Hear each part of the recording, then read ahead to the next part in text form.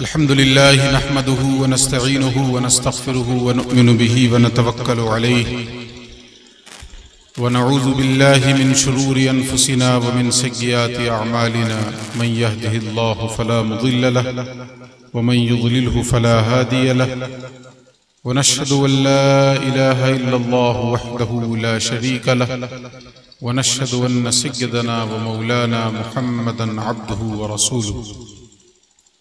अम्मा बाद फ़अऊज़ु बिल्लाहि मिनश शैतानिर रजीम बिस्मिल्लाहिर रहमानिर रहीम।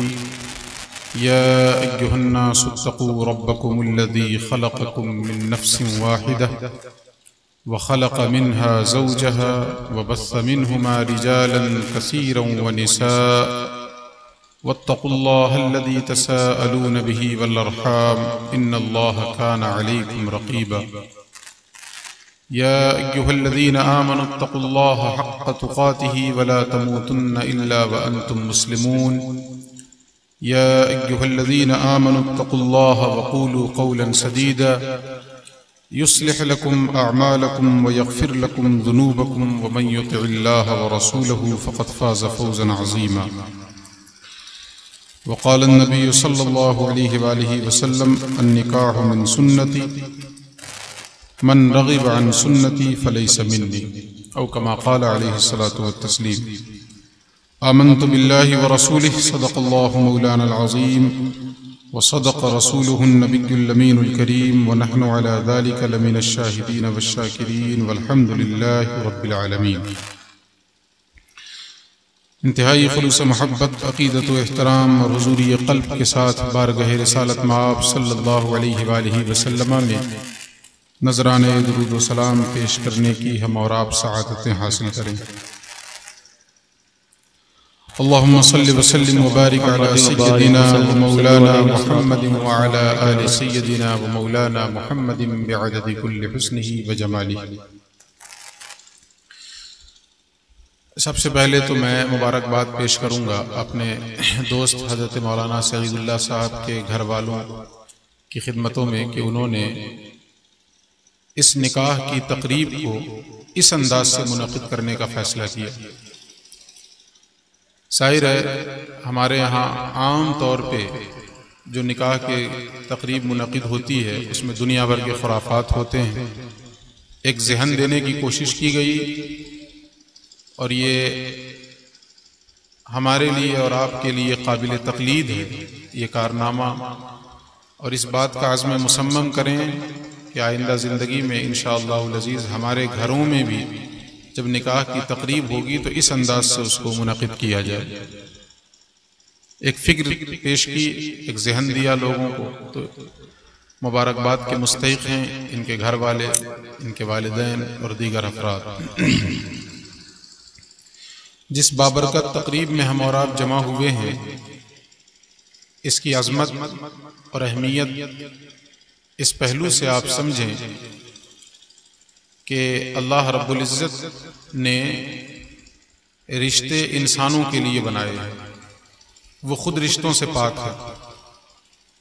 ये जो रिश्ते हैं ना हमारे समाज में, मियाँ बीवी, बाप बेटा, भाई बहन, माँ बेटी, चचा भतीजे, ये जो रिश्ते हैं ये रिश्ते अल्लाह ने इंसानों के लिए बनाए हैं। खुद अल्लाह रब्बुल इज़्ज़त इस किस्म के रिश्तों से पाक है।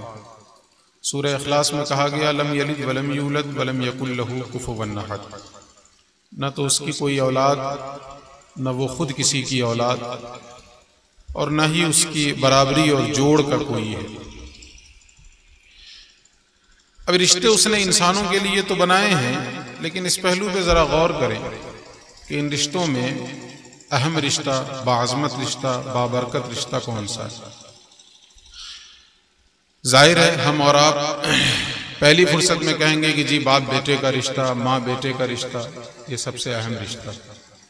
लेकिन एक पहलू से अगर मैं आपको समझाने की कोशिश करूं, अल्लाह ने हजरत आदम की तख्लीक फरमाई,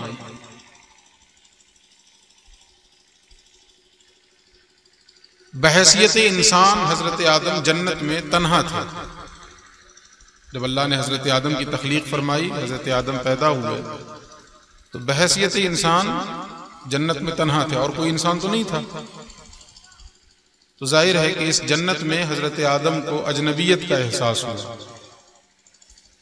हम अपने मुआशरे में अगर 2-3 कमरे का घर बना लें, 4 कमरे का घर बना लें और रहने वाला कोई ना हो, बच्चे जो हैं वो अपने बच्चों के साथ बाहर शिफ्ट हो जाएं, दिल्ली मुंबई रहने लग जाएं, सऊदी वगैरह चले जाएं, और घर में बूढ़े माँ बाप हों और फजर की नमाज के बाद मुलाकात हो और किसी ने पूछ दिया कि कैसी गुजर रही है, अब तो माशाअल्लाह 4 कमरों का शानदार मकान बना लिया आपने, तो जवाब क्या देता है वो बूढ़ा इंसान? वो जवाब देता है बहुत तल्ख कि कैसी क्या गुजरेगी, ये 4 कमरों का मकान तो काटने दौड़ता है। उसे अजनबियत का एहसास होता है कि रहने वाला कोई नहीं, 4 कमरों का मकान तो बन गया है लेकिन वो मकान ऐसा लगता है कि हमें ही काट खाएगा। तो ये 4 कमरों पे मुश्तमिल मकान, अगर उसमें रहने वाला कोई न हो तो इंसान को अजनबियत का एहसास सताता है। तो इतनी बड़ी जन्नत में हजरत आदम तन्हा, तो जाहिर है कि अजनबियत का एहसास तो हुआ हो।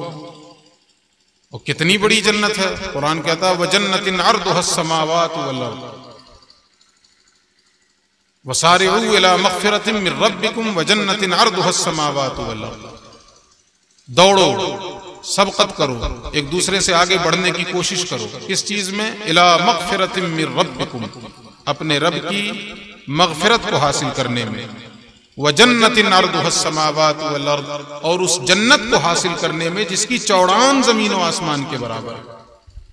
अब अंदाजा करें कि जिस जन्नत की चौड़ान जमीन और आसमान के बराबर है, कितनी बड़ी होगी वो जन्नत। और एक हदीस में तो हुजूर नबी अकरम सल्लल्लाहु अलैहि वसल्लम इरशाद फरमाते हैं कि जन्नत के 8 दरवाजे हैं। हश्त बहिश्त आपने सुना ना लफ्ज, जन्नत तो एक ही है, ये हश्त बहिश्त क्या है? दरवाजे असल में जन्नत के 8 हैं। हुजूर फरमाते हैं कि एक दरवाजे की चौड़ाई कितनी है? तो नबी ने फरमाया कि एक किनारे से दूसरे किनारे तक इंसान पहुंचना चाहे तो 70 बरस तेज रफ्तार सवारी से सफर करेगा, तब जाके एक किनारे से दूसरे किनारे पे पहुंचेगा। एक दरवाजा। अब जाहिर है इस किस्म के 8 दरवाजे, तो जब दरवाजे इतने चौड़े हैं तो जन्नत कितनी बड़ी होगी। इतनी बड़ी जन्नत में बहैसियत इंसान हजरत आदम तन्हा थे, तो अल्लाह रब्बुल इज्जत ने हजरत आदम की इस अजनबियत को दूर करने के लिए आदम की पसली से हजरत हव्वा को पैदा फरमाया। हजरत हव्वा पैदा हुई, किस लिए पैदा हुई? तो कुरान कहता है वमिन आयातिही अन खलक़ लकुम मिन अनफुसिकुम अज़वाजन लितस्कुनू इलैहा वजअल बैनकुम मवद्दतन व रहमह इन्न फी ज़ालिका लआयातिन लिक़ौमिन यतफ़क्करून। अल्लाह रब्बुल इज्जत फरमाता है कि अल्लाह की निशानियों में से एक निशानी ये भी है कि उसने तुम्ही में से तुम्हारा जोड़ा पैदा किया। किस लिए पैदा किया? लितस्कुनू इलैहा, ताकि उससे तुम्हें सुकून हासिल, तुम्हें इत्मीनान हासिल। अब यहां से ये ज़हन नशीन कर लें हमारी माँ बहनें कि बहैसियत बीवी अगर वो किसी घर में जा रही हैं तो अपने शौहर के लिए काम ही उनका ये है कि अपने शौहर को सुकून पहुंचाएं, और अगर सुकून ही ना पहुंचा सके तो अल्लाह रब्बुल इज्जत ने बहैसियत बीवी जिस काम के लिए पैदा किया वही काम नहीं हो पा रहा। लितस्कुनू इलैहा, ताकि उससे सुकून हासिल। असल जो चीज बतानी है, हजरत हव्वा को पैदा किया और फिर अल्लाह रब्बुल इज्जत ने हजरत आदम का हजरत हव्वा से निकाह कर दिया। हजरत आदम शौहर हो गए और हजरत हव्वा बीवी हो गई। इससे पहले कोई रिश्ता था? सबसे पहला रिश्ता इंसानों के दरमियान जो अल्लाह रब्बुल इज्जत ने कायम फरमाया है वो मियां और बीवी का रिश्ता है। आदम से पहले कोई है? हव्वा से पहले आदम हैं, तो बहैसियत शौहर हुए या बहैसियत बाप या कोई और रिश्ता? कोई रिश्ता नहीं। मियां बीवी का रिश्ता सबसे पहला रिश्ता इंसानों के दरमियान। और दूसरे एतबार से भी देखें, ये वो रिश्ता है जिसे अल्लाह रब्बुल इज्जत ने जन्नत में कायम फरमाया। इसके अलावा कोई रिश्ता जन्नत में कायम हुआ है? बाकी तमाम रिश्ते इस जमीन पर, हजरत आदम को औलाद हुई है जमीन पे आने के बाद, जन्नत में तो नहीं हुई ना। तो ये मियां बीवी का रिश्ता ऐसा तन्हा रिश्ता है जिसे अल्लाह रब्बुल इज्जत ने जन्नत में कायम फरमाया, और इंसानों के दरमियान सबसे पहला रिश्ता जो है वो यही मियां बीवी का रिश्ता है। इस रिश्ते की अजमत को समझें, इस रिश्ते की बरकत को समझें। हमने ये समझ लिया है कि बस कोई मजाक है, कोई खेल है। मैं इसलिए बता रहा हूं कि जब इस तरह की तकरीबात में हम पहुंचे तो इस पहलू से गौर करके जाएं कि कितने अजीम रिश्ते की तकरीब मुनक़िद हो रही है जिसमें हमारी शिरकत होने वाली है। ये वो रिश्ते की तकरीब है जिसे अल्लाह ने कायम फरमाया, जन्नत में कायम फरमाया, इंसानों के माबैन पहला रिश्ता। तो आज हम और आप इस मुक़द्दस रिश्ते की तकरीब में यहाँ जमा हो गए। तो जाहिर है कि इस ऐसा मुक़द्दस रिश्ता अगर जुड़ने जा रहा हो तो खुराफात के साए में जोड़ा जाए या इस अजीम और खूबसूरत तकरीब में जोड़ा जाए। तो मैं एक मरतबा फिर मुबारकबाद पेश करूंगा अपने दोस्त मुहिब मुकर्रम हज़रत मौलाना सईदुल्लाह साहब की खिदमत में भी और उनके अहले खाना की भी खिदमत में, उन्होंने इस किस्म की तकरीब का इनेकाद किया और एक नई सोच मुआशरे को दी। वरना सच्ची बात तो यही है कि शादियों में हमारे मुआशरे की हालत क्या होती है, दुनिया भर के खुराफात जो है हम करने की कोशिश करते हैं। इंशाअल्लाह अज़ीज़ मैं इस पर गुफ्तगू करूंगा। ये बात तो मैंने तमहीदन अर्ज की आपसे। अब आइए आज की गुफ्तगू के लिए जो हमने मौजू मुंतखब किया है वो ये कि खुतबा निकाह को हम समझते हैं आज कि खुतबा निकाह है क्या चीज़, उसमें किन चीज़ों का बयान है, उसमें पैगाम क्या दिया जाता है। अजीब इत्तेफाक है कि हम जिंदगी भर निकाह की तकारीब में शरीक हुए, खुतबा निकाह हमने सुना लेकिन आज तक समझा नहीं कि है क्या चीज़ खुतबा निकाह। ज़बाने यार मन तुर्की व मन तुर्की नमीदाना, समझेंगे कैसे? हमारे महबूब की ज़बान तुर्की है और हम तुर्की जानते नहीं। बसा औकात पढ़ने वाला ही नहीं जानता तो सुनने वाले क्या जाने। काजी साहब भी यूं ही जो है वो रटे रटाए जो है गुजार दिया करते हैं, तो उन्हें अंदाजा नहीं होता। तो आइए हम समझने की इसको कोशिश करते हैं। खुतबा निकाह में अच्छा ये चीज समझ लें कि फर्ज नहीं है ये जो खुतबा मैंने पढ़ा अभी आपके सामने ना, यही निकाह में पढ़ा जाता है। इसके अलावा अगर कोई खुतबा पढ़ दिया जाए तो क्या हर्ज है उसमें? कोई हर्ज नहीं है उसमें।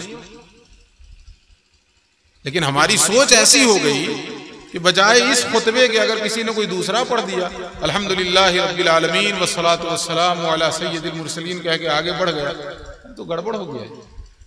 ये सोच है हमारी, ये फर्ज नहीं है। बस ये कि पढ़ा जा रहा है, ठीक है, कोई भी पढ़ सकते हैं, इसमें कोई हर्ज नहीं है इसमें। लेकिन जो पढ़ा जाता है आमतौर पे मुआशरे में उसी को समझने की कोशिश करते हैं। अल्हम्दुलिल्लाह यहीं से शुरू हुआ। तमाम तारीफें अल्लाह के लिए, नहमदुहू, तमाम तारीफें अल्लाह के लिए हैं तो हम उसकी तारीफ करते हैं, उसकी हम्दो सना करते हैं। और क्या, वनस्तईनुहु, और उसी से मदद चाहते हैं, वनस्तगफिरुहु, और उससे मगफिरत के तलबगार हैं, वनुअमिनु बिही, और उसी पर ईमान रखते हैं, वनतवक्कलु अलैहि, और उसी पर मुकम्मल भरोसा रखते हैं। खुतबा निकाह में ये आयत, ये जुमले पढ़े जा रहे हैं, वनतवक्कलु अलैहि, उसी पर भरोसा रखते हैं। है इस पर ईमान कि उसी पर भरोसा है? न तो भरोसा तो लड़की के बाप पे रहता है, अल्लाह माफ करे। भरोसा किस पर है हमारा? लड़की के बाप पर। और खुतबा निकाह में पढ़ा जा रहा वनतवक्कलु अलैहि, उसी पर भरोसा है, उसी पर एतमाद। वनऊज़ु बिल्लाहि मिन शुरूरि अनफुसिना व मिन सय्यिआति अअमालिना, और हम अल्लाह की पनाह चाहते हैं अपने नफ्स की शरारतों से, व मिन सय्यिआति अअमालिना, और अपने आमाल की गड़बड़ियों से। मन यहदिहिल्लाहु फला मुदिल्ल लह, जिसे अल्लाह रब्बुल इज्जत हिदायत दे फिर दुनिया की कोई ताकत उसे गुमराह नहीं कर सकती। वमन युद्लिलहु फला हादिय लह, और जिसकी गुमराही पे अल्लाह मुहर लगा दे फिर सारा जमाना एक तरफ हो जाए, उसे हिदायत नहीं दे सकता। जिसकी गुमराही पे अल्लाह रब्बुल इज्जत मुहर लगा दे फिर कोई उसे हिदायत देने वाला भी नहीं। वनशहदु अल्ला इलाहा इल्लल्लाहु वहदहु ला शरीक लह, और हम गवाही देते हैं इस बात की कि अल्लाह के सिवा कोई माबूद नहीं, वो तन्हा है और उसका कोई शरीक नहीं। वनशहदु अन्न सय्यदना व मौलाना मुहम्मदन अब्दुहु व रसूलुहु, और हम इस बात की भी गवाही देते हैं कि बेशक हमारे सैयद, हमारे मौला, हमारे आका मोहम्मद सल्लल्लाहु अलैहि वसल्लम अल्लाह के बंदे हैं और उसके रसूल हैं। इसके बाद जो है वो कुरान हकीम की 3 आयतें पढ़ी जाती हैं। खुतबा निकाह के अंदर 3 आयतें पढ़ी जाती हैं। उन 3 आयतों को हम समझते हैं। अच्छा, ये भी एक अजीब इत्तेफाक है कि बज़ाहिर आप देखें तो इन तीनों आयतों में कहीं भी निकाह का जिक्र नहीं है। अब तीनों आयतें पढ़ जाइए, कहीं भी निकाह का जिक्र नहीं आएगा। कुरान की और भी दूसरी आयतें, जैसे कि हज़रत मौलाना मक़सूद साहब ने आयत उठाई थी, फनकिहू मा ताब लकुम मिनन निसाई मसना व सुलास व रुबा, बराह रास्त इसमें निकाह का तज़किरा है। लेकिन ये जो 3 आयतें हैं जो खुतबा निकाह में पढ़ी जा रही हैं, इनमें कहीं भी निकाह का जिक्र नहीं है। लेकिन उसके बावजूद यही 3 आयतें खुतबा निकाह में, कुछ तो है जिसकी पर्दादारी है। आखिर कुछ तो ताल्लुक है ना इन तीनों आयतों का निकाह से, जिसको खुतबा निकाह में हम पढ़ रहे हैं या आप सुन रहे हैं। समझने की कोशिश करें क्या ताल्लुक है इसका। पहली आयत पढ़ी जाती है सूरह निसा की, या अय्युहन्नासुत्तकू रब्बकुमुल्लज़ी खलक़कुम मिन नफ्सिन वाहिदा व खलक़ मिनहा ज़ौजहा व बस्स मिनहुमा रिजालन कसीरन व निसा। ऐ लोगो, डरो उस परवरदिगार से जिसने तुम सबको एक जान से पैदा किया। इत्तकू रब्बकुमुल्लज़ी खलक़कुम मिन नफ्सिन वाहिदा, जिसने तुम सबको एक जान से पैदा किया। व खलक़ मिनहा ज़ौजहा, और उसी एक जान से उसकी बीवी को पैदा किया। व बस्स मिनहुमा रिजालन कसीरन व निसा, और उन्हीं दोनों के मिलने से इस कायनात में बेशुमार मर्द व औरत फैलाए। अब पूरी ईमानदारी से आप बताएं, हम सब का बाप कौन है? बोलिए। आदम, कोई शक है इसमें? मां हव्वा। अच्छा जी, एक माँ बाप की औलाद की बिरादरी एक ही होती है या अलग अलग होती है? एक माँ बाप की औलाद हो, आपके अगर 5 भाई हैं तो 5ों की बिरादरी एक होगी या अलग अलग होगी? एक ही बिरादरी होगी ना। बाप भी एक, माँ भी एक, बिरादरी कहां से अलग हो जाएगी? या तो इसको तस्लीम ना करें इस आयत को, या तो काजी साहब से मना कर दें कि भैया ये आयत ना पढ़ो, हम नहीं मानते इसको। और अगर मानते हैं कि हाँ वाकई अल्लाह रब्बुल इज्जत फरमाता है कि उस परवरदिगार से डरो जिसने तुम सबको एक जान से पैदा किया, तुम्हारा बाप एक, तुम्हारी माँ एक, तो जब सबके बाप एक हैं, जब सबकी माँ एक है, तो बिरादरी अलग अलग कहां से होगी? तो हमने निकाल लिया है, ये अल्लाह ने बनाया। ये तो हमारे पैदा किए हुए एहसासात हैं, हमारी पैदा की हुई फिक्रें हैं। हमने आपस में एक दूसरे को बांट लिया, इसका ताल्लुक फिराम बिरादरी से, इसका ताल्लुक फलां बिरादरी से। तो कुरान क्या कहता है? इन्नमल मुमिनून इख्वा, तमाम के तमाम मोमिन आपस में भाई भाई। सुभान अल्लाह। इसमें कहीं अल्लाह रब्बुल इज्जत ने यह बताया कि फलां इलाके का मोमिन हो तो आपस में भाई भाई, फलां बिरादरी का हो तो भाई भाई हो, और दूसरे का हो तो भाई भाई नहीं है। इन दोनों आयतों को पेशे नजर रखें। अल्लाह रब्बुल इज्जत ने फरमाया तुम सब का बाप एक, तुम सब की माँ एक, और दूसरी आयत में अल्लाह रब्बुल इज्जत फरमा रहा तमाम के तमाम मोमिन आपस में भाई भाई। और निकाह में यही चीज गड़बड़ी करते हैं। जहां रिश्ते की बुनियाद पड़ती है, आगाज होता है, रिश्ते तलाश करने का जो मरहला आता है ना, वो खा लड़के वाले तलाशें या लड़की वाला तलाशें, चाहे जो तलाशें, सबसे पहली चीज यही देखते हैं कि बिरादरी मेल कर रही है कि नहीं कर रही है। कौन सी बिरादरी? बिरादरी तो एक ही है। अगर ईमान वाला है तो बिरादरी है हमारी, मोमिन है तो बिरादरी है हमारी। ये तो हमने बांटा है। कुरान की एक दूसरी आयत में अल्लाह फरमाता है या अय्युहन्नास इन्ना खलक़नाकुम मिन ज़करिन व उन्सा वजअलनाकुम शुऊबन व क़बाइल लितआरफू। ऐ लोगो, हमने तुम सबको एक मर्द और एक औरत से पैदा किया। तुम सबको, वो शेख साहब हों कि पठान साहब हों कि अंसारी साहब हों कि कोई साहब हो, तुम सबको एक मर्द और एक औरत से पैदा किया। हाँ, पैदा करने के बाद वजअलनाकुम शुऊबन व क़बाइल लितआरफू, हमने तुम्हें मुख्तलिफ कबीलों में, मुख्तलिफ इलाकों में और मुख्तलिफ गरोहों में बांटा है। किस लिए बांटा? लिताआरफू, ताकि तुम्हारी पहचान हो सके, महज तारुफ के लिए। जाहिर है एक नाम के अगर एक गांव में 10 आदमी हो जाए और कोई अजनबी शख्स आ जाए और वो पता पूछ ले, आपसे पता पूछ ले, मिसाल के तौर पे आज के हमारे दूल्हे बाबू हैं सईदुल्लाह साहब, इनके नाम के 10 आदमी आपके गांव में, एक अजनबी आदमी आए और आपसे मस्जिद में मुलाकात करे और पूछे कि हमें सईदुल्लाह साहब से मिलना है, तो आप पूछेंगे ना कौन सईदुल्लाह? आप कहेंगे ना कि भाई हमारे गांव में 10 सईदुल्लाह। तो फिर आप कोई पहचान बताएंगे, कहेंगे जो मौलाना है, कहेंगे भाई हमारे गांव में मौलाना भी 4 है सईदुल्लाह। तो फिर आप कोई दूसरी पहचान बताएंगे, बोलेंगे हाफिज भी हैं, बोलेंगे हाफिज भी 3 है। तो फिर आप कोई कबीले का नाम बताएंगे, फलां कबीले वाले साहब सईदुल्लाह, अच्छा फलां कबीले वाले, ठीक है उनका ये मकान है, आप यहां पहुंच जाए।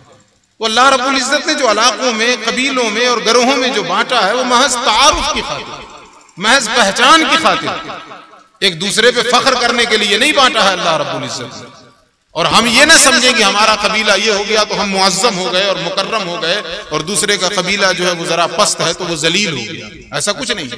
कुरान ने एक ज़ाब्ता दिया, इन्न अकरमकुम इंदल्लाहि अत्काकुम, तुम्हें अल्लाह के नजदीक सबसे ज्यादा मुअज्जज, सबसे ज्यादा मुकर्रम, सबसे ज्यादा बाइज्जत और काबिल एहतराम वो है जिसके दिल में अल्लाह का सबसे ज्यादा खौफ है, जो अल्लाह से सबसे ज्यादा डरता है, जो सबसे ज्यादा मुत्तकी है, वही अल्लाह के नजदीक सबसे ज्यादा काबिल एहतराम। वो खा किसी बिरादरी से हो, उसका ताल्लुक किसी बिरादरी से, अगर वो मुत्तकी है तो अल्लाह के नजदीक सबसे ज्यादा मुअज्जज, मुहतरम, मुकर्रम है। और अगर तकवा नहीं है उसके दिल के अंदर तो चाहे किसी बिरादरी से उसका ताल्लुक, उससे क्या होने वाला है? नूह अलैहिस्सलाम का बेटा, बिरादरी अलग तो नहीं हुई, जो बिरादरी हजरत नूह अलैहिस्सलाम की है वही बिरादरी बेटे की हुई ना, लेकिन क्या मिला उसे? काफिर का काफिर मरा हुआ, डुबो दिया गया तूफान नूह के अंदर। सुल्तानुल अंबिया का चचा अबू लहब, बिरादरी तो अलग नहीं हुई, बिरादरी तो वही है, सुल्तानुल अंबिया का चचा है, लेकिन उसे क्या मिला? और बिलाल को क्या मिल गया? आप बिरादरी देखें, मौलाना रूम फरमाते हैं कि हसन से बसरा, बिलाल अज हबश, सुहैब से रूम, जे खाके मक्का, अबू जहल नीचे गुल्ला जबीस। मौलाना रूम फरमाते हैं कि बसरा के हसन आए, हबश से बिलाल आए, रूम से सुहैब आए और मोहम्मद रसूलुल्लाह की जुल्फों के असीर हुए तो अल्लाह रब्बुल इज्जत ने किस मकाम पे उन्हें पहुंचा दिया? और मक्के की खाक में परवरिश पाने वाला अबू जहल, उसे क्या मिला? सुल्तानुल अंबिया की बिरादरी से ताल्लुक रखने वाला अबू लहब, उसे क्या मिला? और हजरत बिलाल की बिरादरी क्या थी? हबशी थे वो, कोई हैसियत नहीं दी जाती थी, लेकिन हुजूर नबी अकरम सल्लल्लाहु अलैहि वसल्लम की जुल्फों के असीर हुए तो मकाम मर्तबा क्या मिल गया? आप अंदाजा करें, बड़े बड़े कुरैश के सरदार खड़े रह गए लाइन में और हुजूर ने हजरत बिलाल को काबे की छत पे खड़ा किया। सुभान अल्लाह, सुभान अल्लाह, सुभान अल्लाह। बिलाल काबे की छत पे खड़े हो रहे हैं। अगर बिरादरी अजमत का सबब होती तो कभी बिलाल को यह शरफ नहीं दिया जाता, यह शरफ कुरैश के सरदारों को मिलता। पता ये चला कि बिरादरी कोई माना नहीं रखती है इस्लाम में। हुजूर नबी अकरम सल्लल्लाहु अलैहि वसल्लम इन चीजों को मिटाने के लिए आए थे और हम इन्हीं चीजों को गले से लगाए गए। हुजूर ने इन चीजों का खात्मा कर दिया है, अक्सर जड़ से उखाड़ करके फेंक दिया।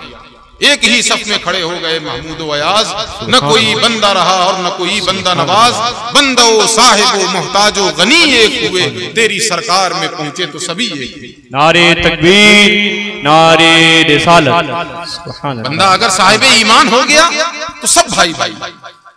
तो खुतबे निकाह में यह आयत पढ़ी जा रही है, या अय्युहन्नासुत्तकू रब्बकुमुल्लज़ी खलक़कुम मिन नफ्सिन वाहिदा व खलक़ मिनहा ज़ौजहा व बस्स मिनहुमा रिजालन कसीरन व निसा। ए लोगो, डरो उस परवरदिगार से जिसने तुम सबको एक जान से पैदा किया और उसी एक जान से उसकी बीवी को पैदा किया और उन्हीं दोनों के मिलने से बेशुमार मर्द और औरत फैलाए, उन्हीं दोनों के मिलने से बेशुमार मर्द और औरत फैलाए। तो हम सब इस बात को तस्लीम करते हैं, जिससे पूछ लीजिए वो कहेगा हम आदम की औलाद हैं। जिस कोई तो नहीं कहता मैं इब्लीस की औलाद हूं, हर शख्स इतराफ करता है कि मैं आदम की औलाद हूं। करते कि नहीं करते? हर शख्स इतराफ करता है कि मैं हव्वा की औलाद हूं। तो जब आदम और हव्वा की औलाद, मैं भी, आप भी, सारा जहान है, ये सारे ईमान वाले हैं, तो फिर ये तफरीक कैसे, ये बंटवारा कैसे? ये तफरीक हमने की है, इसका इस्लाम से कोई ताल्लुक नहीं है, कोई लेना देना नहीं, याद रखें। और एक बात और ज़हन नशीन कर लें, जैसा कह सकते मौलाना मकसूद साहब ने कहा, हम मुवहिद हैं, हमारा केश है तरके रसूल, हम साहिब ईमान हैं। अल्लाह रसूल पे ईमान लाने का मतलब ये है कि फिर हमारे सारे रस्म एक तरफ धरे के धरे रह जाएं तो रह जाने दो, अल्लाह रसूल के हकाम ना छूटने पाए। रस्म का जनाजा निकलता, निकलने दो, भाड़ में जाए ऐसा रस्म, भाड़ में जाए ऐसा रिवाज।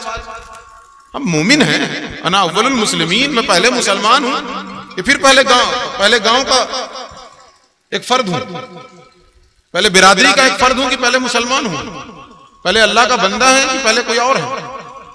हम सब पहले अल्लाह के बंदे हैं, हुजूर नबी अकरम सल्लल्लाहु अलैहि वसल्लम की उम्मत है, तो सबसे पहले हम इस चीज को देखेंगे कि हक़ बंदगी अदा हो रहा है कि नहीं, हक़ उम्मती अदा हो रहा है। लेकिन हम इन चीजों को नहीं देखते, हक़ बिरादरी अदा हो रहा है कि नहीं, हक़ रस्म, हक़ रिवाज अदा हो रहा है कि नहीं। इसलिए मुसलमान या सरापा नाला बन जा या नवा पैदा न कर। अगर मुसलमान है तो फिर इन सारे रसूम को जड़ से उखाड़ पलटें अल्लाह के रसूल की जिंदगी की तरफ और अहदे सहाबा की तरफ। सहाबा की जिंदगी में जाके देखें आप कैसे शादियां हुई हैं और कैसे निकाह हुआ, देख लें आप। हुजूर की बिरादरी जो थी वही बिरादरी हजरत अबू बकर की थी। अगर बज़ाहिर हम देखें तो हमारे समाज में है भाई, हुजूर जो है वो सैयद हैं, कुरैश आपका खानदान है, हजरत अबू बकर सिद्दीक। बज़ाहिर देखें तो अलग, हम भी कहते हैं ये सैयद हैं, ये सिद्दीकी हैं, और ये फारूकी हैं, ये उस्मानी है, कहते हैं कि नहीं कहते? ये अलवी हैं, कहते हैं कि नहीं कहते? लेकिन सबसे रिश्ता था कि नहीं? दो के ससुर खुद हुजूर थे और दो हुजूर के ससुर थे कि नहीं? हजरत अबू बकर की बेटी हजरत आयशा हुजूर के निकाह में, हजरत उमर इब्ने खत्ताब की बेटी हुजूर के निकाह में, और हुजूर की बेटी हजरत उस्मान गनी के निकाह में और हजरत अली के निकाह में। अहदे सहाबा को देखें, अगर ये चीज कोई माना रखती, बिरादरी बाद अगर कोई माना रखता, तो खुदा की कसम हुजूर कभी ऐसा नहीं करते। और अगर हुजूर ने ऐसा किया है तो ज़हन नशीन कर ले, इस्लाम में इस चीज की कोई अहमियत नहीं। इसलिए खुदा के वास्ते अपने जहनों से इस तरह की गलत फिक्रों को, ये हिंदुआना फिक्रें हैं, ये हिंदुआना रसूम रिवाज, इन फिक्रों को निकाल फेंक। हम इसी में उलझे पड़े हैं, अभी इसी में अभी मरे पड़ रहे हैं। दुनिया कहां से कहां चली गई। उसके बाद अल्लाह रब्बुल इज्जत फरमाता है, वत्तकुल्लाहल्लज़ी तसाअलून बिही वल अरहाम, और उस खुदा से डरो, उस अल्लाह से डरो जिसका वास्ता देकर तुम एक दूसरे से अपना हक मांगते हो, जिसके नाम का सहारा लेकर एक दूसरे से अपना हक मांगते हो। खुतबे निकाह में यह आयत पढ़ी जा रही है, ताल्लुक है इसका। देखिए, रिश्ता जब होने लगता है और बीच में कोई जरा सी खटास पैदा हुई तो लड़के वाला भी कहता है, लड़की वाला भी कहता है, अल्लाह के वास्ते, अल्लाह के वास्ते। नाम का सहारा किसका लिया? अल्लाह रब्बुल इज्जत। वहां पे हमने सहारा ले लिया और काम निकाल लिया। लड़की का बाप हाथ जोड़े खड़ा हो जाता है, खुदा का वास्ता आपको ऐसा न कीजिए हाजी साहब, हमारी नाक कट जाएगी। वो हाजी साहब भी सोचते हैं कि चलो इसने अल्लाह का वास्ता दे दिया है, दब गए, मान लिया। यहां तो हमने उसके नाम का सहारा लेकर अपना हक मांग लिया, अपना काम निकाल लिया, और जो ही अपना काम निकला खत्म मामला। फिर भूल गए उसी को। इसको कुरान ने एक मकाम पे कहा, वइज़ा मस्सल इंसान अद्दुर्रु दआना लिजंबिही औ काइदन औ काइमा फलम्मा कशफना अन्हु दुर्रहु मर्र कअल्लम यदउना इला दुर्रिन मस्सह। जब इंसान को तकलीफ पहुंचती है तो हमें पुकारता है, उठते बैठते लेटते करवट के बल हर हाल में हमें पुकारता है, और फिर जब हम फजल फरमा देते हैं, उससे उसकी तकलीफ दूर कर देते हैं, मर्र, मुंह घुमा के चल देता है। फलम्मा कशफना अन्हु दुर्रहु मर्र कअल्लम यदउना इला दुर्रिन मस्सह, ऐसे मुंह घुमा के भागता है जैसे किसी तकलीफ के वक्त हमें पुकारा ही नहीं था। ये हम इंसानों की हालत है। जब मुसीबत पड़ी, अल्लाह का वास्ता, अल्लाह का वास्ता, अल्लाह का वास्ता, और जो ही काम निकला भूल गए उसी अल्लाह। जिसके नाम से हमारे काम निकले थे हमने उसी को फरामोश कर दिया। इसी निकाह से पहले उसके नाम का सहारा लेकर हमने अपना काम निकाला, और जब ये तकरीब मुनक़िद होने लगी तो उसी को भूल गए। फिर रस्म याद आ गया, फिर रिवाज याद आ गया, उसको भूल गए।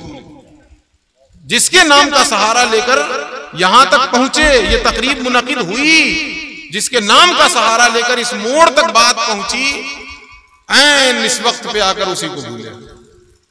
फिर हमें सब याद आता है, बिरादरी याद आती है, रस्म रिवाज, और उसी को भूल गए, अल्लाह ही को भूल गए। तो खुतबा निकाह में जो आयत पढ़ी जा रही है उसमें झिझोड़ा जा रहा है इंसान को, वत्तकुल्लाह अल्लज़ी तसालून बिही वल अरहाम, उस अल्लाह से डरो जिसके नाम का वास्ता देकर एक दूसरे से अपना हक मांगते हो। वल अरहाम, और रिश्ते और कराबत और ताल्लुकात को बिगाड़ने में अल्लाह से डरो, रिश्तों की पासदारी में अल्लाह से डरो।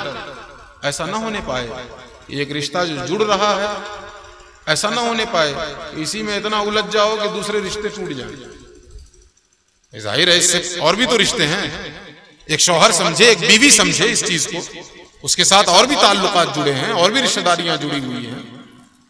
बल्कि एक बात और अर्ज करूं, एक पहलू से तो आपने ये देखा कि सबसे पहला रिश्ता जो इंसानों के माबैन कायम हुआ वो मियाँ बीवी का, लेकिन दूसरे पहलू से जरा गौर करें आप, ये जो मियाँ बीवी का रिश्ता है इसकी बिसात कितनी है, इसकी हकीकत कितनी है। एक बोल हमने बोला अपनी जबान से, रिश्ता कायम हो गया। एक बोल, काजी साहब ने पूरा प्रोसेस किया, दूल्हे बाबू सामने बैठे हैं, तो कहा जी फलां बिनते फलां को फलां फलां गवाह की मौजूदगी में फलां की वकालत में इतने दैन महर के बाद आपकी ज़ौजियत में दिया, आपने कबूल किया? उसने कहा जी। हो गई कि नहीं शादी? रिश्ता जुड़ गया। एक बोल सिर्फ। यही सूरत हाल लड़की के साथ होती है। काजी साहब उसके पास गए, जी मैं तुम्हारा निकाह फलां इब्ने फलां से इतने दैन महर के अवज़ करने जा रहा हूं, इजाजत है? तो कहती है जी। तो जी भी नहीं कहती है, मुंडी हिला देती है। यही सूरत हाल है, और इस पर रिश्ता जुड़ा। और फिर जिंदगी के किसी भी मोड़ पे रिश्ता जुड़ने के बाद 60 साल के बाद, 70 साल के बाद, अल्लाह ने जिंदगी दी, 100 साल मियाँ बीवी रहे, तो जिंदगी के किसी मोड़ पे जाके फिर एक बोल बोल दो, खत्म हो जाएगा कि नहीं? यकसर खत्म। एक बोल अपनी जबान से अदा किया शौहर ने, यकसर वो रिश्ता खत्म। फिर ये भी नहीं सोचा जाएगा कि जी 60 साल पुराना रिश्ता है, इतनी जल्दी कैसे खत्म हो जाएगा, कुछ देर तो चलने दो यार, इमाम साहब कुछ तो रहम करो। कुछ नहीं, ये है इस रिश्ते की बिसात और हकीकत। एक बोल जबान से अदा किया, रिश्ता जुड़ा, और फिर जिंदगी के किसी मोड़ पे कहीं पे जाकर के दरख्त पे चढ़ के बोल दो, बैतुल खला में बैठ के बोल दो, खत्म मामला। जिंदगी के किसी मोड़ पे जाके बोल दीजिए आप, खत्म है या नहीं? जवान बोले तब भी खत्म, बूढ़ा बोले जब भी खत्म। लेकिन जो दूसरे रिश्ते हैं, माँ बाप वाले रिश्ते, भाई बहन वाले रिश्ते, उन रिश्तों की अजमत क्या है, उन रिश्तों की हकीकत क्या है? सेमिनार कर लीजिए आप, पूरे शहर के मौलाना लोगों को बुला लीजिए कि मैं तंग आ गया हूं अपने बाप से, और मैं सोचता हूं कि आज से इसको अपने बाप होने से हटा दूं और निकाल दूं, और आप लोग सेमिनार कीजिए और फैसला करके दीजिए कि आज से ये मेरा बाप नहीं रहेगा। हो सकता है ऐसा? पूरी जिंदगी नाक रगड़ के मर जाए इंसान, जो बाप है वो बाप है। वो मस्जिद की छत पे चढ़ के बोले, मीनार पे चढ़ के बोले, गुंबद पे चढ़ के चिल्ला गया कि मैंने इसको अपने बाप होने से निकाल दिया, से तलाक दे दिया, ये मेरा बाप नहीं है, ये मेरी मां नहीं है। मुमकिन है? सब पूरा मोहल्ला मिल जाए, मुमकिन है? पूरी जिंदगी आप कुल्हाड़ी लेके काटते रहे कि नहीं जी मैं इस रिश्ते को आज काट के ही दम लूंगा, काट सकते हैं? नहीं काट सकते। ये है वो रिश्ता। खुतबे निकाह में आयत पढ़ी जा रही है, कुछ तो ताल्लुक है ना। वलरहाम, रिश्तों को निभाने में अल्लाह से डरो। ये जो रिश्ता कायम हो रहा है इसको भी निभाने में अल्लाह से डरो, और इससे जो पहले के तुम्हारे रिश्ते हैं उनकी भी पासदारी में अल्लाह से डरो। ऐसा ना होने पाए कि एक रिश्ते के चक्कर में दूसरे रिश्ते की बंधन कमजोर पड़ जाए। और बसा औकात हमारे मुआशरे में ये हो रहा है, जहां वो हमारे घर के लोग कहते हैं कि जहां आंचल की हवा लगी कि सब भूल गए, कौन अब्बा कौन अम्मा, सब खत्म। हाँ, अल्लाह का फजल है, उलमा बचते हैं इससे, अल्लाह का शुक्र है। जाहिर है कि ये चूंकि इन्हें इस चीज का एहसास होता है। तो बहरहाल माँ बाप का रिश्ता, अल्लाह अल्लाह क्या पूछना।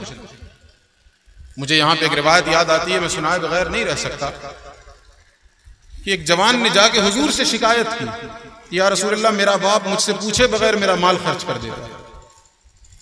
हुजूर को हैरत हुई कि अपने बाप की शिकायत कर रहा है।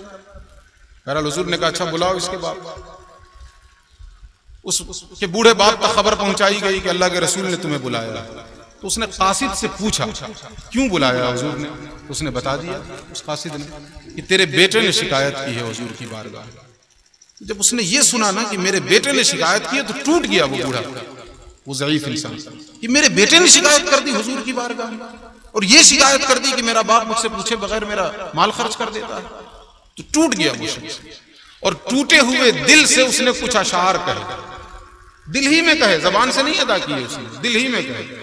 लेकिन अल्लाह तो अलीमुन बिज़ाति सुदूर है, दिलों की हालतों को जानता है। अल्लाह ने सुन लिए वो अशार। कबल इसके कि वो बूढ़ा शख्स पहुंचता, हजरत जिब्रील आए, अल्लाह ने जिब्रील को भेजा, और जिब्रील ने आके क्या पैगाम दिया, या रसूल अल्लाह जब ये बूढ़ा इंसान आवे तो आप इससे फरमाइश करें कि ये वो अशार सुनाए जो इसने दिल ही दिल में कहे। वो बूढ़ा बाप पहुंचा हुजूर की खिदमत में, तो हुजूर ने उससे कहा कि तुमने कुछ अशार कहे हैं। उसे हैरत है, कहा कहे तो हैं लेकिन जबान से नहीं कहे, दिल ही में कहे। हुजूर ने फरमाया तेरे रब ने सुन लिए, हुक्म है तेरे रब का कि तो सुनाए मुझे। उसने जो अशार सुनाए हैं तो हुजूर रोने लगे। जाहिर अरबी शख्स, जबान और शेर और अदब तो उनके खून में रहती है।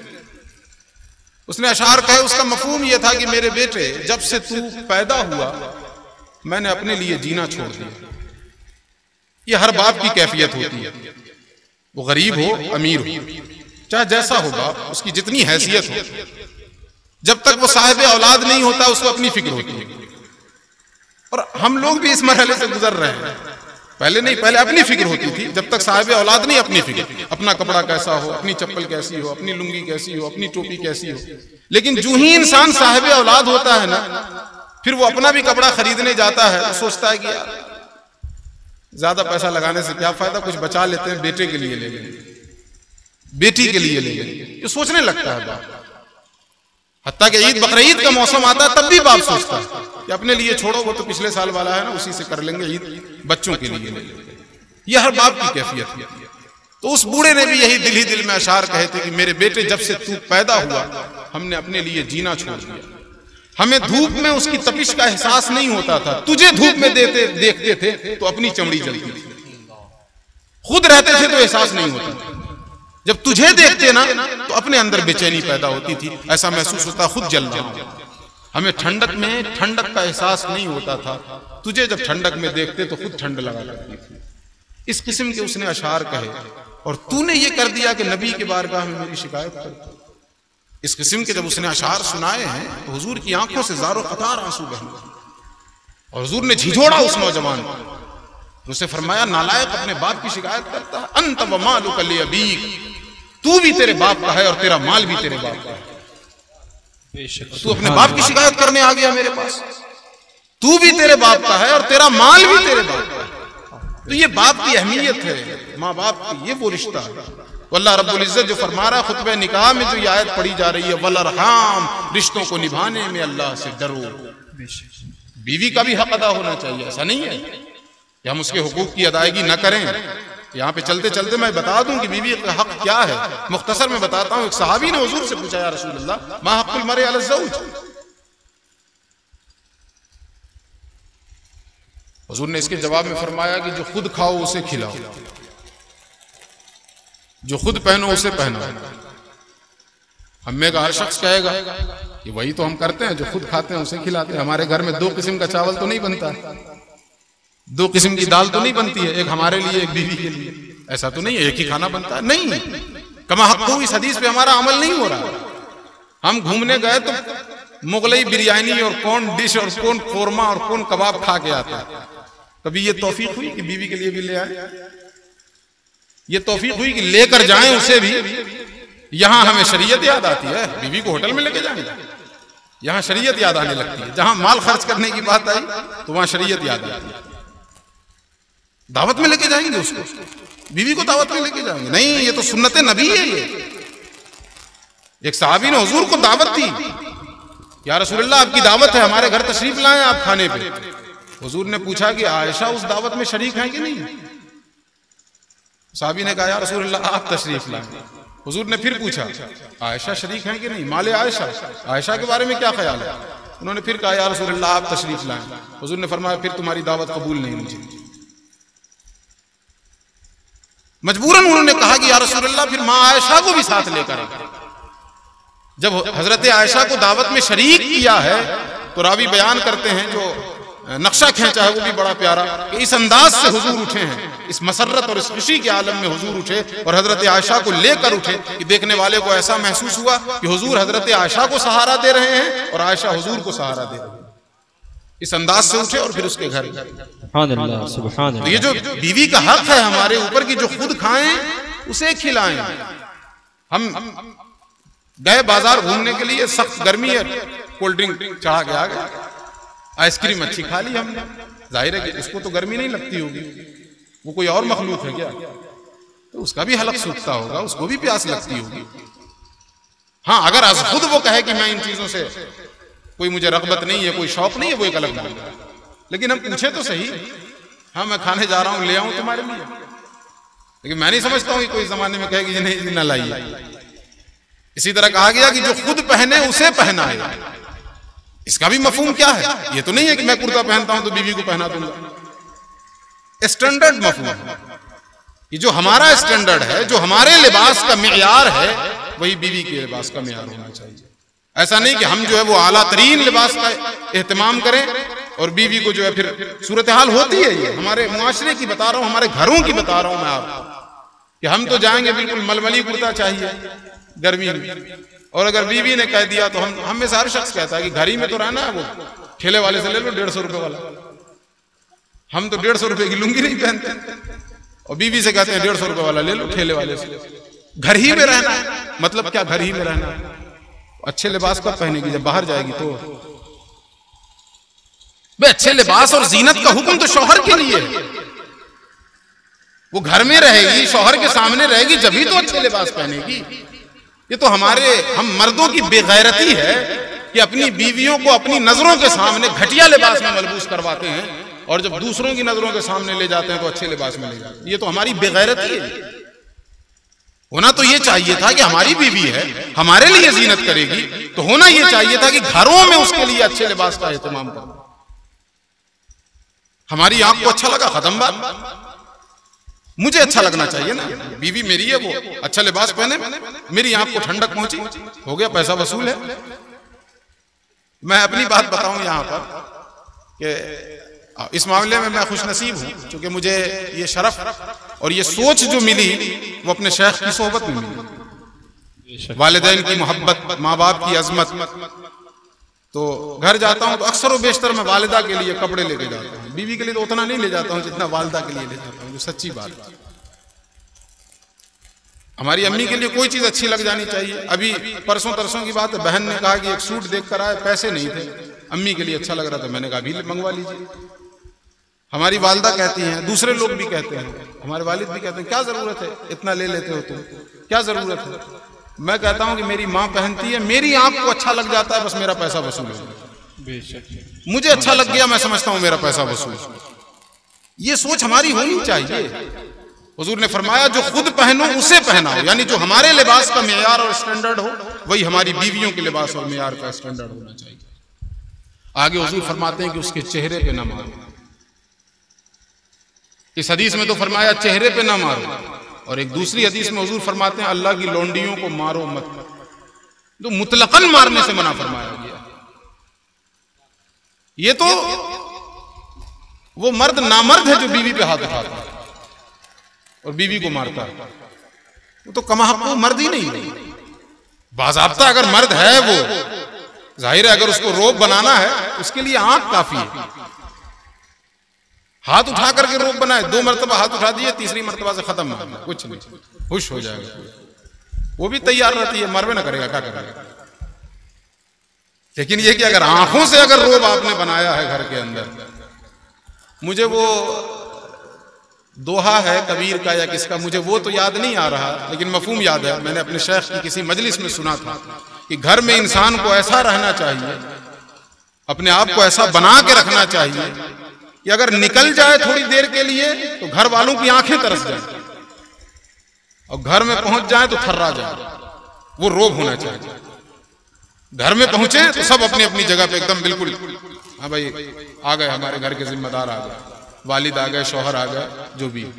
और घर से निकल जाए तो जुदाईगी में तड़प जाए, ऐसा बना के रखना चाहिए अपने घरों के अंदर। तो इस हदीस में तो अल्लाह के रसूल ने फरमाया चेहरे पे न मारो, और दूसरी हदीस में फरमाया कि अल्लाह की लौंडियों को मारो ही मत। नाजुक है ना ये, अल्लाह ने इन्हें नाजुक बनाया। बल्कि एक हदीस मुझे याद आती है, अंजशा नामी एक सहाबी थे, वो खुदी खां थे। खुदी खां मतलब एक तराना होता है, जैसे हमारे यहाँ भी आपने भी देखा होगा, लोग जो घोड़ा चलाते थे, यक्का वगैरह, तांगा जिसको बोलते हैं, तो उनकी मखसूस बोली होती थी। जब वो बोलते थे तो घोड़ा तेज दौड़ता था, जो भी बोलते हो, हा हु जो भी चिल्लाते हो, उससे वो घोड़ा समझता है, वो तेज दौड़ने लगता है। बैल समझता है, वो तेज दौड़ने लगता है। ऐसे ही अरब में जो है वो एक तराना होता था, उस तराने के पढ़ने वाले मखसूस अफराद हुआ करते थे कि जब वो तराना पढ़ा करते थे तो ऊंट तेज दौड़ने लग जाते। तो हजरत अंजशा नामी सहाबी एक सफर से वापसी के वक्त उन्होंने वो पढ़ना शुरू कर दिया, वो तराना, ऊंट जो है वो तेज दौड़ने लग गए। हुजूर ने फरमाया अंजशा नरमी करो, नरमी करो, इन ऊंटों की पुश्त पे नाजुक आबगीने सवार हैं, कहीं वो टूट न जाए। और उन ऊंटों की पुश्त पे औरतें थीं, और हुजूर ने हजरत अंजशा से कहा कि ये औरतें नाजुक आबगीने हैं, अगर ये जानवर तेज दौड़ेगा तो इन औरतों को तकलीफ होगी। आप अंदाजा करें कि जानवर तेज दौड़े तो हुजूर फरमाते हैं खवातीन को तकलीफ हो जाएगी। ये वो नाजुक मखलूक है अल्लाह रब्बुल इज्जत की, हम उन पर हाथ उठाएं? ये कहां का तरीका है, ये कहां का दस्तूर है? और फिर इसकी बदतरीन सजा है, और मैंने अपनी जिंदगी में देखा है, ये मेरे मुशाहिदे की बात है, और मैं शेयर किए बगैर आपसे नहीं रह सकता। मेरे महल्ले में एक शख्स था जिसके बारे में कहा जाता है, उस जमाने में तो उसको मैंने नहीं देखा, लेकिन मरते वक्त मैंने उसको देखा। उस शख्स को अल्लाह गरीक रहमत फरमाए, उसे उसकी खताओं को मुआफ फरमाए। हमारे वालिद के दोस्तों में था वो शख्स, बेहतरीन अंग्रेजी, उस जमाने में बेहतरीन अंग्रेजी बोलने वाला। हमारी दुकान पे आता था, बेहतरीन अंग्रेजी बोलता था हमारे वालिद से। लेकिन ये कि शराब का आदी, शराब के नशे में मस्त है, दौलत की कोई कमी नहीं थी। लुंगी पहनता था, हमारे यहाँ बोलते हैं इसको फाड़ा बोलते हैं, फाड़े में वो 1-1 लाख रुपए रखता था। बताती हैं हमारी वालिदा वगैरह और हमारी दादी बताती थी कि पूरे मोहल्ले में सबसे खूबसूरत बीवी अल्लाह ने उसे अता की। लेकिन शराब का आदी, शराब के नशे में मस्त रहता था। हालत उसकी ये थी कि शराब पीता और सिगरेट पीता, और सिगरेट पी के बीवी के चेहरे पे दाग देता। ये उसकी हालत थी। बहरहाल ये कि उसके माँ बाप को पता चला, उसने आकर के जो है माँ बाप ने अपनी बच्ची को ले गए छुड़ा कर। लेकिन उसने ये हरकत की, ये तो मैंने नहीं देखा, सुना अपने बड़ों से, लेकिन जो चीज मैंने देखा वो बताता हूँ। और आज भी जब मैं सोचता हूं ना तो एक इबरत उससे हासिल होती है, एक नसीहत हासिल होती है। हमने ये चीज अपनी आंखों से देखा है। तो मरते वक्त उस शख्स का आलम यह हुआ, किसी दिन शराब के नशे में मस्त था, कैसे क्या हुआ, उसके कमरे में लालटेन या लैंप वगैरह जल रहा था, वो अचानक गिरा, उसे आग लगी, उसके जिस्म में आग लगी, और वो दर्दनाक मौत हुई है। अपनी आंखों से देखे हुआ हूं मैं। तो मुझे याद आता है कि जब लोग बताते थे ना कि बीवी के चेहरे को दागता था, उस शख्स के जिस्म से चमड़े गल के गिरा करते, इस तरह वो जल गया। इतनी हैबतनाक और दर्दनाक मौत। तो कहीं ना कहीं मुझे ये लगता है कि अल्लाह गफूर रहीम है, बख्श दे उसकी खताओं को, हम दुआ करते हैं। लेकिन कहीं ना कहीं ये लगता है कि ये सजा थी, उसने अपनी बीवी के साथ ये सलूक किया। तो हुजूर ने फरमाया इस हदीस में उसके चेहरे पे ना मार, और अगर मारना भी पड़ जाए कभी, बसा औकात हम लोग कुरान की एक आयत से दलील ढूंढ लेते हैं कि अल्लाह ने फरमाया है वज़रिबूहुन्ना, उनको मारो। मौली साहब भी दलील ढूंढ लेते हैं कि उनको मारो। तो कैसे मारो भाई? जैसे बैल भैंस को मारा जाता है, दो लत्थी लाठी चलाओ? नहीं, हम अपने बुजुर्गों की मजलिस में हमने अपने सुना कि अव्वलन तो ये कि जिस चीज से मारा जाए उसकी मिकदार क्या हो, तो मिसवाक के बराबर। उसकी मिकदार कितनी हो? मिसवाक समझते हैं ना, उसके बराबर। मिसवाक इतने बड़ा होता होगा, ये जो माइक का स्टैंड है इतना बड़ा रहता है मिसवाक। हर शख्स के हाथ से एक बालिश। जनरली जो आमतौर पे जो मिसवाक इस्तेमाल किया जाता है, हर शख्स अपने हाथ से एक बालिश का मिसवाक इस्तेमाल करता है। अव्वलन तो जो जिस चीज से मारा जाए उसकी मिकदार जो है ना वो मिसवाक के बराबर। और वो चीज क्या हो, हमने अपने बुजुर्गों से सुना के रूई लपेट करके जो है और उससे दिया जाए। ये है। कुल मिलाकर ये समझ लें कि मारना ही नहीं, बस ये समझ लें कि मारना इलाज नहीं है, दूसरे तरीकों से उसको इलाज करें जैसा कि हुजूर ने फरमाया है। तो उसके बाद अल्लाह फरमाता है, बात यहां चल रही थी वलरहाम, रिश्तों को निभाने में, रिश्तों को बचाने में, रिश्तों की हिफाजत में, रिश्तों की पासदारी में अल्लाह से डरो। उसके बाद अल्लाह फरमाता है इन्नल्लाह कान अलैकुम रकीबा, अल्लाह तुम्हारे ऊपर निगरां है, अल्लाह की निगाह कुदरत तुम्हें देख रही है, उसकी निगाह कुदरत से तुम बच नहीं सकते हो, अल्लाह देख रहा है, अल्लाह देख रहा है। अब जरा निकाह से इसको जोड़ता हूं, हमारे यहां हो क्या रहा है मुआशरे में इस वक्त, लड़के के बाप हैं हाजी साहब, पूरे मोहल्ले में ढिंडोरा पीटेंगे, कोई लेना देना नहीं है हमारे यहाँ, बेटे की शादी कर रहा हूं, कुछ नहीं, बिल्कुल सादा सादी शादी हो रही है, सादी शादी। मेरी शादी के मौके से मेरे शेख ने ये लफ्ज इस्तेमाल किया था कि तुम्हारी शादी जो है वो सादी हो, तो इसलिए मैं कह रहा हूं। तो हाजी साहब कहते हैं जी कोई लेना देना नहीं, बिल्कुल सादी शादी है। और हालत क्या होती है, सच्चाई क्या होती है, लड़की के बाप को फोन करके कहते हैं कि हमारे अकाउंट में जब तक पैसा नहीं आएगा बारात निकलेगी नहीं यहां से।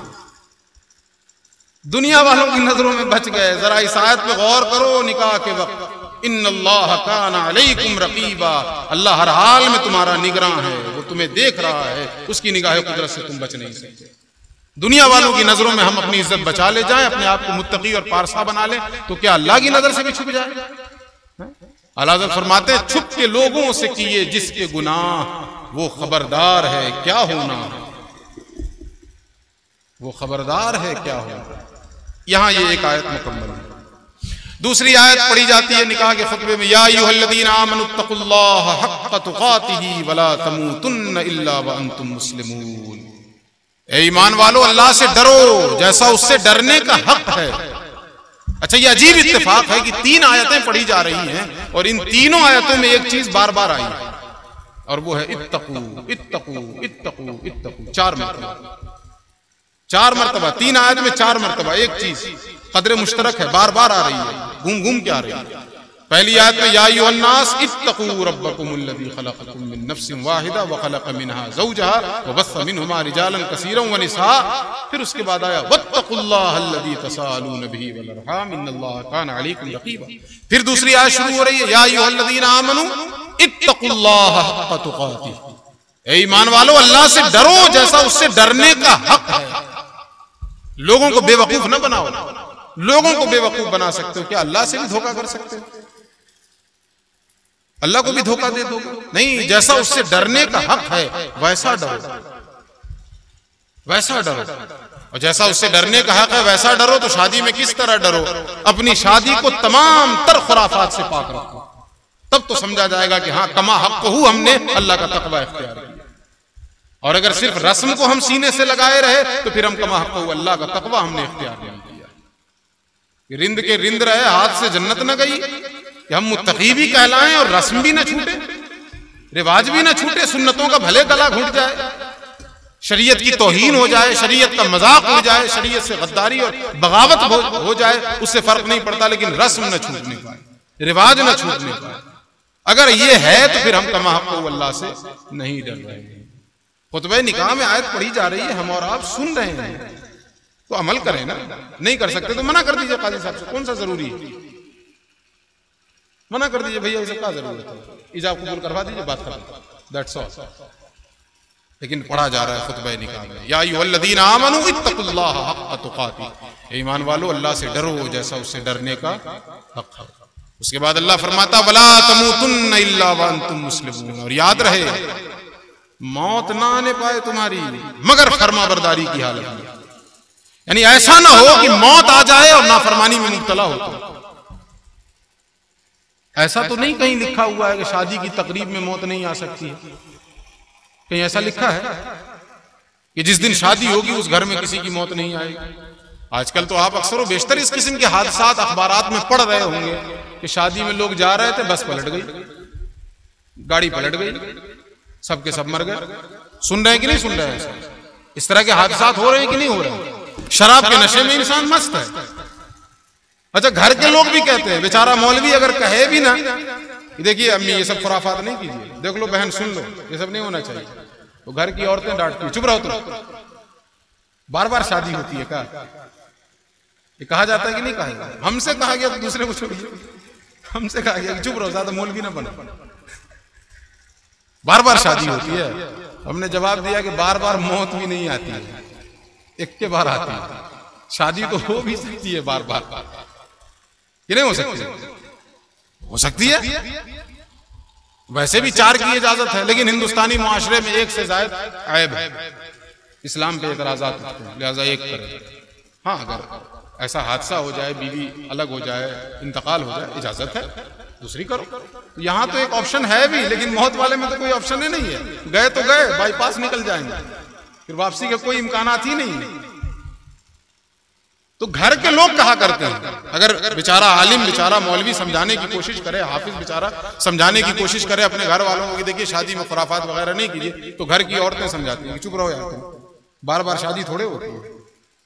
लेकिन जिस वक्त आप खुराफात में मशगूल हैं, अल्लाह और रसूल की शरीयत से दूर हैं, उसी वक्त मौत आ गई तो काबा किस मुंह से जाओगे गालिब? शर्म तुमको मगर नहीं आती? कुरान ने कहा वला तमूतुन्ना इल्ला व अंतुम मुस्लिमून। इस बात का हमेशा ख्याल रखना कि जब भी मौत आए तो फरमाबरदारी की मौत आए, ऐसा ना हो कि नाफरमानी में मुब्तला हो और मौत आ जाए। तो जब भी मौत आए तुम्हारा सर सजदे में हो, फरमाबरदारी की हालत में हो, अल्लाह की इताअत में लगे हुए हो, नाफरमानी ना कर रहे हो।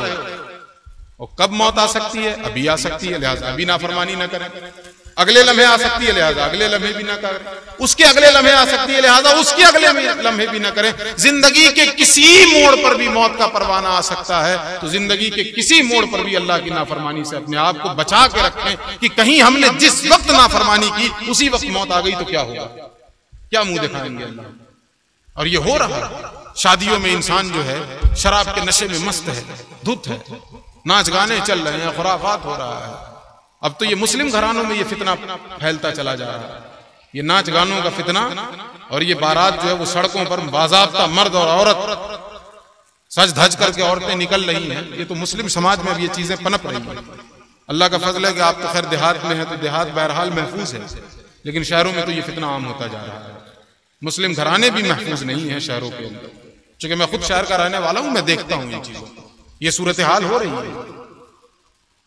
और हादसात भी देख रहे हैं, हादसात भी हो रहे हैं। मैं अपनी रिश्तेदारी का हादसा भी 20-25 रोज हुआ होगा, 1 महीना हुआ होगा, मैं आपको हादसा बता रहा हूं।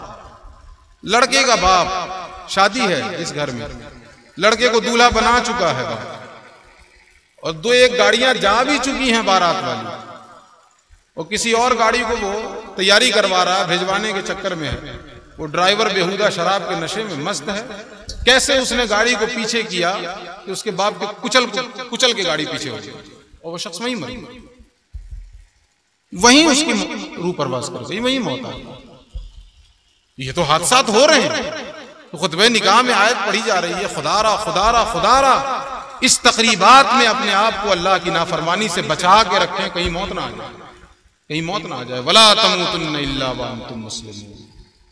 2 आयत मुकम्मल हुई, 3री आयत पढ़ी जाती है, या अय्युहल्लज़ीना आमनुत्तकुल्लाह वक़ूलू क़ौलन सदीदा। देखिए फिर आया है, ईमान वालो अल्लाह से डरो, इत्तकुल्लाह, अल्लाह से डरो, वक़ूलू क़ौलन सदीदा, और अच्छी बात बोलो, प्यारी बात बोलो। और जब भी ये कहा जाए ना अच्छी बात बोलो, प्यारी बात बोलो, तो एक चीज अपने से ऐड कर लिया कीजिए ब्रैकेट में, प्यार से बोलो। जरूरी नहीं कि हर प्यारी बात जो है बात प्यारी हो, लेकिन अगर प्यार से ना कहा जाए तो उसका नतीजा गलत होगा। दावत देना अच्छी बात है कि नहीं, प्यारी बात है कि नहीं, कि आपने किसी को नमाज की दावत दी, लेकिन एक शख्स सो रहा है घर में, आप उसको जाइए 1 लात दीजिए खींच कर, गधा कहीं का सो रहा है, नमाज तेरा बाप पढ़ेगा, उठ। बात तो अच्छी है कि नमाज की आप दावत दे रहे हैं, लेकिन जो लहजा था आपका वो गलत हो गया। अब वो जाएगा मस्जिद की तरफ, उल्टा लात मार देगा कि बड़े मौलवी ना बनो, 4 दिन से आए हो नमाज पढ़ने, चले बड़े मुबल्लिग बनने के लिए। और उसी को अगर आप प्यार से उसको बोले, उसका पैर दबाकर उठाएं, अब बोले भाई अजान हो गई, चलिए नमाज पढ़ लेते हैं, फिर सो जाइएगा, नमाज पढ़ के सो जाइएगा।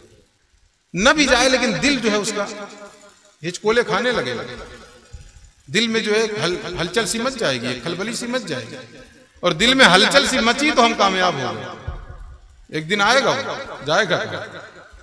तो अल्लाह रब्बुल इज्जत फरमा रहा है ईमान वालो अल्लाह से डरो और अच्छी बात बोलो। अब इस आयत का निकाह से क्या ताल्लुक है जो खुतबा निकाह में पढ़ी जा रही है यार? देखिए, आम तौर पे हमारे समाज में और हमारे मुआशरे में मियाँ बीवी की इज़्दिवाजी जिंदगी में जो खटास पैदा हो रही है, जो नाइत्तेफाकी और नाचाकी पैदा हो रही है, आम तौर पे इसी जबान की वजह से।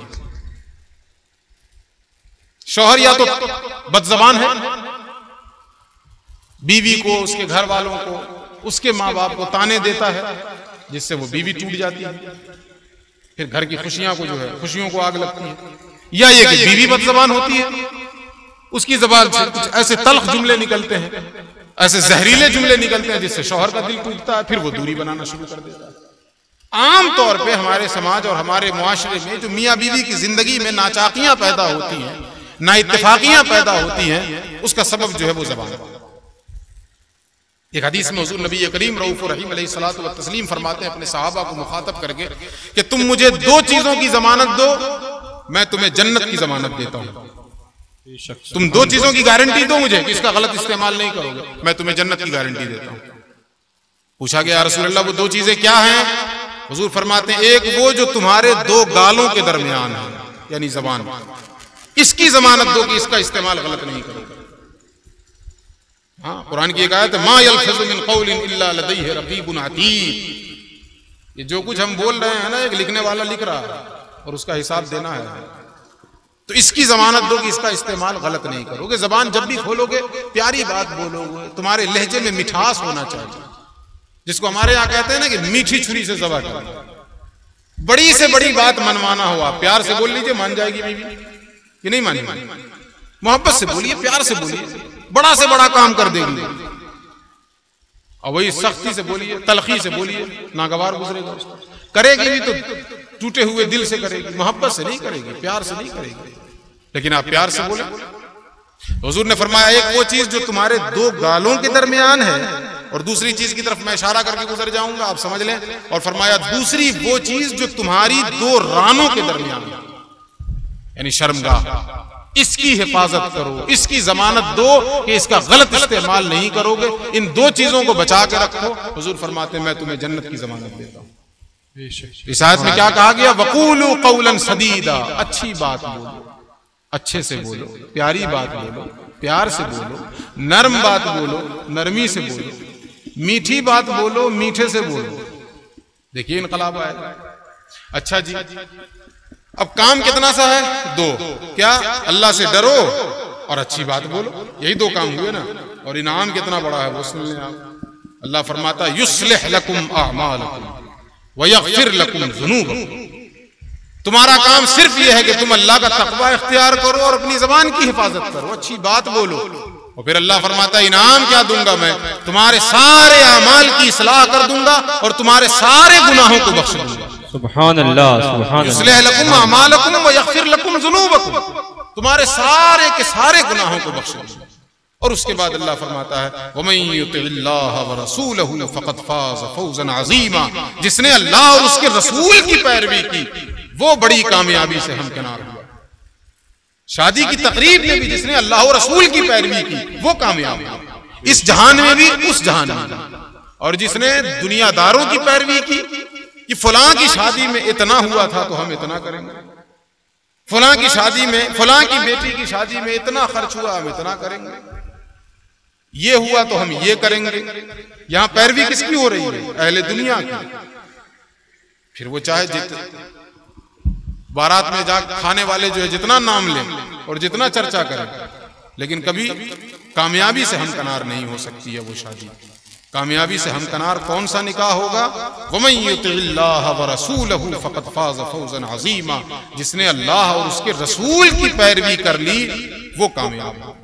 दुआ करें कि अल्लाह रब्बुल इज़्ज़त इस तक़रीब सईद को कामयाब कर दे, जिसमें अपनी कोशिश और अपने बिसात और अपनी हैसियत के मुताबिक अल्लाह और रसूल की पैरवी करने की कोशिश की गई।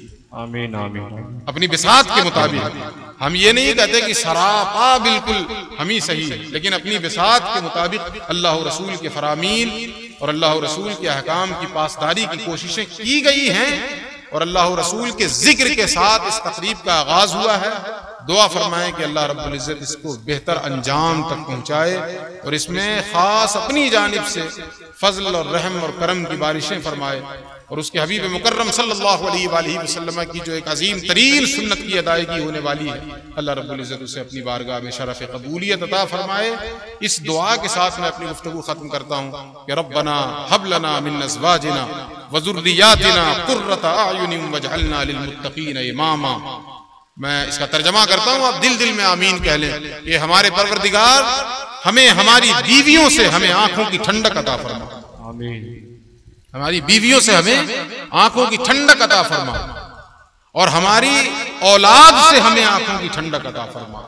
वजअलना लिलमुत्तक़ीन इमामा, और हमारे परवरदिगार हमें मुत्तक़ीन का इमाम बना दे, मुत्तक़ीन का इमाम बना दे।